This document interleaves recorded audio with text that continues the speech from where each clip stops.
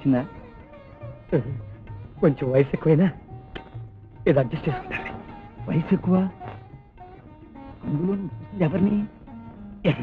నీ ముఖం ఆవిడ పెళ్లి కూతురు తల్లిరా. పచ్చ చీర అయితే ఇంకా బ్రహ్మాండం. ఏమంటారు? వీళ్ళు ఎవరంటారా? మా కోడలు, మా మనవరాలును. అది కాదండి, పచ్చ చీర కోతి పిల్ల కట్టినా కుందన బొమ్మలా ఉందంటాడు మా వాడు. రంగుల్లో స్పెషలిస్ట్. అవునండి, కలర్స్ కలర్స్. లోపలికి వెళ్ళమంటారా? అమ్మాయి లోపలికి పదండి. చూడండి, మేము మా ఇంటికి వెళ్ళి మాట్లాడుకుని మా అభిప్రాయం మీకు తెలియజేస్తాం. అవునండి, వాళ్ళు మాట్లాడుకుని నాతో చెప్తారు. ఆ విషయం మన పార్వతీశంతో చెప్పి మీ కబురు చేస్తాను. మా పార్వతీశం మీకు తెలుసా? రోజు మా ఫ్రెండ్ ఇంటికే కదండి ట్యూషన్కి వస్తాడు. పారు, పరీక్షల దగ్గరికి వస్తున్నాయి, బాగా చదువుకోవాలన్నా మీ అక్కకి చెప్పి నన్ను కొంచెం రికమెండ్ చేయరా? నానా, బ్రహ్మచారి ముదిరినా బెండకాయ ముదిరినా పనికి రాదంటారు. మొదటి ముసలాన్ని అయిపోతున్నాను చూడు, చెంపలు కూడా నెలిసిపోతున్నాయి. ఏమిట్రా? కట్నం కోసం పట్టుబట్టుకున్నా, కావాలంటే నేను సంపాదించి నీ రుణం తీసుకుంటాను. మీ అమ్మకు సమ్మతం అయితే నాకు సమ్మతం. మహాప్రభు, ఆ మాటలో నాకు 10,000. అమ్మా అమ్మా, జనని మాతృదేవో భవ. నాన్నకు సమ్మతమైంది. నీ మతం ఏమిటి? ఒరేయ్, వాళ్ళ బామ్మగారు విధవరాలు, ఆవిడ రంగు చీరలు కట్టుకోవడం నాకు నచ్చలేదురా. బామ్మగారు కాదే నాకు కావాల్సింది, దాని మనవరాలు, పెళ్లి కూతురు, తెలిసిందా?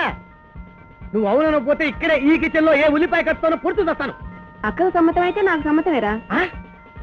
అక్క సక్కుబాయ్ ఎక్కడ? ఇక్కడ అందరూ ఒప్పేస్తున్నారే, ఇక నీ దయ మీద ఆధారపడింది నా పెళ్లి. ఒప్పుకో. నాకు ఆ పిల్ల నచ్చలేదురా. అక్క, అంత పొగురుపోతు పిల్ల నాకు మరదలైతే నేను ఏ నుయ్యో గొయ్యో చూసుకుంటాను. అంత మంచి పిల్లకి పొగరా? అసలేం జరిగిందో వివరంగా చెప్పు. దాని జుట్టు ఒత్తుగా ఉండడం చూసి ముచ్చటపడి, ఏం ప్రశ్నాంబ, ఇది నీ సొంత జుట్టా సౌరమా అని అడిగాను. సొంతం అని చెప్పొచ్చుగా. మా వంశంలో ఎవరికి సౌరాలు పెట్టుకుంటే అలవాటే లేదండి. అంటే దాని పొగరేమిటి? నాకు సొంత జుట్టు లేదనిగా, నా సౌరమనేగా. అక్క, నేను దుబాయ్ పంపిస్తే గానీ ఆ మిగిలింది కూడా పోదు. మరి నా పెళ్లి? పారు రే, నన్ను క్షమించమని మీ అక్కతో చెప్పరా. ఏం జరిగింది సార్? మా అక్కకి మీ అక్క నచ్చలేదట. ఓ సంతేనా? మా అక్కకి మీరు అసలే నచ్చలేదు సార్. పారు కదవా, ఎంత మాట అన్నావురా? ఉండు, మా వారితో చెప్పి నీ పరీక్ష డింకి కొట్టించేస్తాను. నా కోసం నువ్వు తెచ్చిన గులాబీ పూలేవి మా అన్నయ్య తినేశాడు శుభ. ఏమిటి? నిజం శుభ, ఆరోగ్యానికి మంచిదని మా అన్నయ్య ఆవులాగా మేసేశాడు. ఏ, ఆ పువ్వులు నీకు ఇప్పుడు కావాలా? అవును. పోనీ మాటల పువ్వులతో ఒక పాటల దండలుతాను, తనలో పెట్టుకుంటావా? ఏమ్మా పార్వతి, ఒత్తిగా ఇంటికి రావటం మానేశావు. ఊళ్ళో ఒక అన్నయ్య ఉన్నాడని జ్ఞాపకమైనా ఉందా నీకు? ఎందుకు లేదు? నీకు ఒక చెల్లెలుందన్న జ్ఞాపకమైనా లేకుండా నీ ద్వారంలో నువ్వు ఉన్నావు. ఆరోగ్యాన్ని కూడా లక్ష్య పెట్టకుండా. బాబాయ్ గారు, కాఫీ తీసుకోండి. వద్దులేమ్మా. నాకు తెలుసు మామయ్య కాఫీ తాగటం అనే చాలా కాలం అయిందని. నాకన్నా ఊళ్ళో వాళ్ళకి ఇంకా ఎక్కువ తెలుసు. కాఫీ లోపలికి పట్టుకెళ్ళు. వెళ్ళు. ఏం మామయ్య, ఇటేపు తూలుకొచ్చింది గాలి. మాట తోలినంత వరకు పర్వాలేదు లేవయ్యా. చూడమ్మా పార్వతి, నేనింకా ఎందుకు బ్రతుకున్నానో నీకు తెలుసు. ఆ పిల్ల పెళ్లి కాస్త జరిపించేస్తే నేను దర్జాగా వెళ్ళి మీ వదినకి ముఖం చూపించగలను. ఈ ఇంటి కోడలు కావడం కోసమే సుభాష్ని ఆడపిల్లగా పుట్టిందండి అంటుండేది మీ వదిన. మరి మోహనకు కూడా సుభాష్ అంటే ఇష్టమే కదా, ఇంకెందుకమ్మా ఆలస్యం? నాకు తెలుసు ఇన్నేళ్లుగా మా ఇంటికి రానాడివి, ఇప్పుడు మోహన్ రాగానే ఏ సదుద్దేశ్యంతో వచ్చావో నాకు తెలుసు.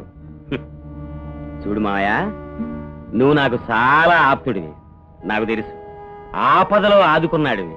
నాకు తెలుసు మా ఆస్తి నిలబెట్టిన మహానుభావుడివి. నాకు తెలుసు ఇదంతా నువ్వేదో స్వార్థంతో చేసావా? కాదు, నీ చెల్లెలి కుటుంబం మీద సానుభూతితో చేశావు. అది నీకు తెలుసు. మరి నీ చేసిన పురుషోత్తముడివి మా అమ్మకో నత్తి కోడల్ని కట్టబెట్టాలనుకుంటావా? కళ్ళలో కూడా అనుకో. నాకు తెలుసు. చూడు మావయ్య, నీ కూతురు నత్తి ఏంటో నీకు తెలుసు. నీ నత్తి కూతురికి ఇంకో నత్తి కూతురు పుట్టిందనుకో, నీ కూతురు ఎంత బాధపడుతుందో నీకు తెలుసు. నా తమ్ముడు ఎంత బాధపడతాడో నాకు తెలుసు.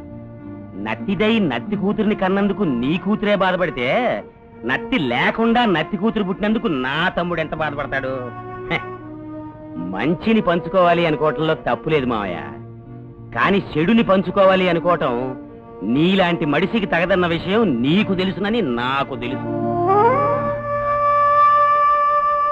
ఒరే జగన్నాథం, నువ్వు చాలా తెలివైన వాడివిరా. ఇన్ని తెలిసిన వాడివి ఒక ఆడపిల్ల తండ్రి కడుపు కోత ఎందుకు అర్థం కావడం లేదో నాకు తెలియడం లేదురా. అమ్మా, నీ మాట ఇదేనా? అవును మావయ్య, నా మాటే మా అమ్మ మాట. నాకు తెలుసు. చూడు మావయ్య, నువ్వు ఆట్టే మనసు కష్టపెట్టుకోకుండా పెద్ద మనసు చేసుకుని నీ చిన్న మేనల్లుడికి ఓ పెద్ద సంబంధం చూసి చిన్న పెళ్లి లాంటిది నీ పెద్ద చేతులతో జరిపిస్తావని నాకు చిన్న నమ్మకం, తెలుసా?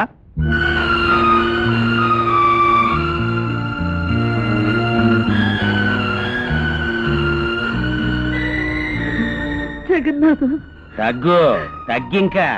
నువ్వు వెయ్యబోయే ఎచ్చ ప్రశ్నలు నాకు తెలుసు. మావయ్య మనసు కట్టబెట్టానంటావు అంతేనా?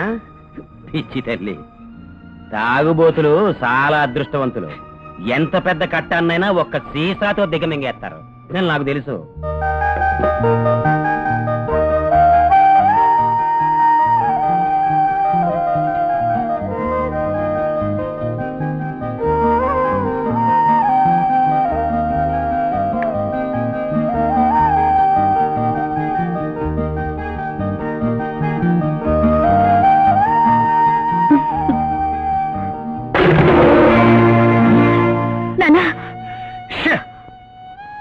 నన్ను పట్టుకోమాక.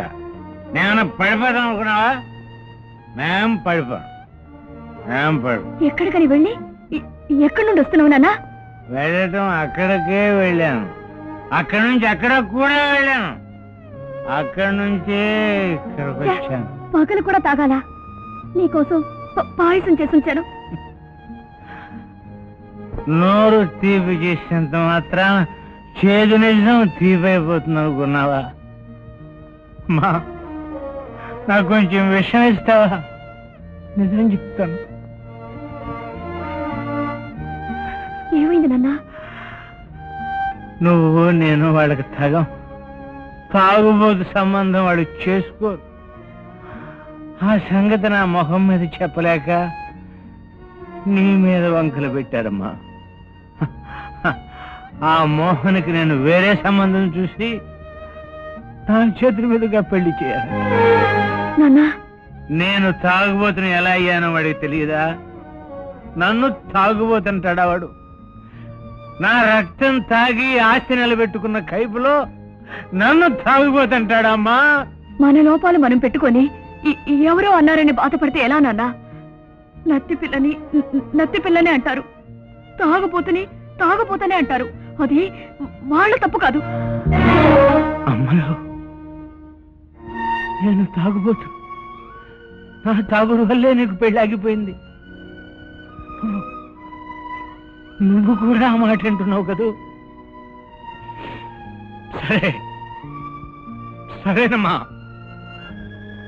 నీకు పెళ్ళి నువ్వు ఒక ఇంటి దాని అయ్యే వరకు నేను తాగను.